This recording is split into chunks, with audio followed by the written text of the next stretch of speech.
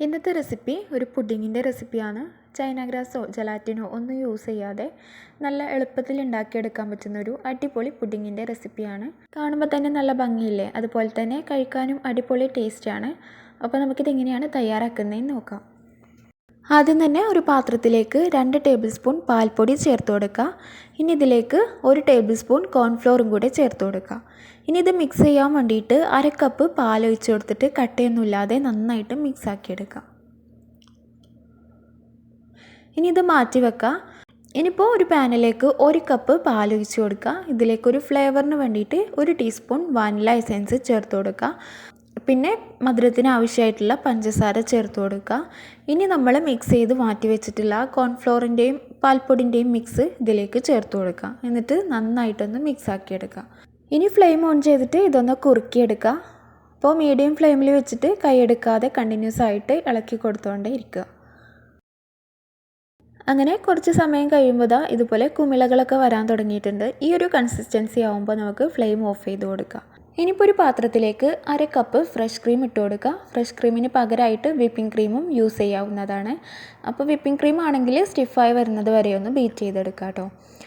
ഇനിയിപ്പോൾ ഇതിലേക്ക് കുറച്ച് റെഡ് ഫുഡ് കളർ ചേർത്ത് കൊടുക്കുന്നുണ്ട്. അത് ഓപ്ഷണലാണ് കേട്ടോ, ഞാൻ കാണാനൊരു ഭംഗിക്ക് വേണ്ടിയിട്ട് മാത്രം ചേർത്ത് കൊടുത്തതാണ്. ഇനി ഇത് നന്നായിട്ടൊന്ന് മിക്സ് ആക്കിയെടുക്കുക.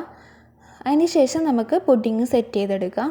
അതിന് വേണ്ടിയിട്ട് പുഡിംഗ് ട്രേയിലേക്ക് ആദ്യം ഇതുപോലെ കുറച്ച് ഡെസിക്കേറ്റഡ് കോക്കനട്ട് ഒന്ന് സ്പ്രെഡ് ചെയ്ത് കൊടുക്കുന്നുണ്ട്. അപ്പോൾ ഇതുപോലെ എല്ലാ ഭാഗത്തും സ്പ്രെഡ് ചെയ്ത് കൊടുത്തതിന് ശേഷം നമ്മൾ റെഡിയാക്കി വെച്ചിട്ടുള്ള പാലിൻ്റെ മിക്സ് ഇതിലേക്ക് ചൂടോടുകൂടെ തന്നെ ഒഴിച്ചു കൊടുക്കുക.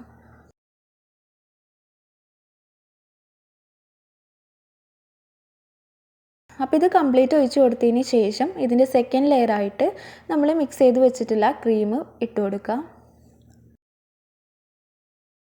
ഇനി ഇതൊരു സ്പാച്ചിൽ വെച്ചിട്ടൊന്ന് ലെവൽ ചെയ്ത് കൊടുക്കുക. അപ്പോൾ ഇത് ലെവൽ ചെയ്തെടുത്തിട്ടുണ്ട്. ഇനി ഇതിന് മുകളിൽ വീണ്ടും ഡെസിക്കേറ്റഡ് കോക്കനട്ട് ഒന്ന് സ്പ്രെഡ് ചെയ്ത് കൊടുക്കുക. ഇനിയിപ്പോൾ കുറച്ച് നട്ട്സ് ഇട്ട് കൊടുക്കുക. എന്നിട്ട് മിനിമം 3 മണിക്കൂറെങ്കിലും ഫ്രിഡ്ജിൽ വെച്ചിട്ട് നന്നായിട്ടൊന്ന് സെറ്റ് ചെയ്തെടുക്കുക.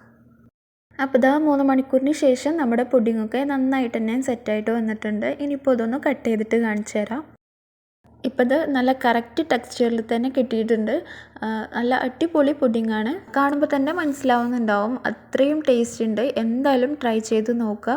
കൂടുതൽ ഇൻഗ്രീഡിയൻസ് ഒന്നും യൂസ് ചെയ്യാതെ തന്നെ നമുക്കിത് തയ്യാറാക്കിയെടുക്കാനായിട്ട് പറ്റും.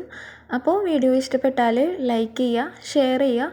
പിന്നെ എൻ്റെ ചാനൽ ആദ്യമായിട്ട് കാണുന്നവരുണ്ടെങ്കിൽ പ്ലീസ് ഒന്ന് സബ്സ്ക്രൈബ് ചെയ്ത് സപ്പോർട്ട് ചെയ്യുക. താങ്ക്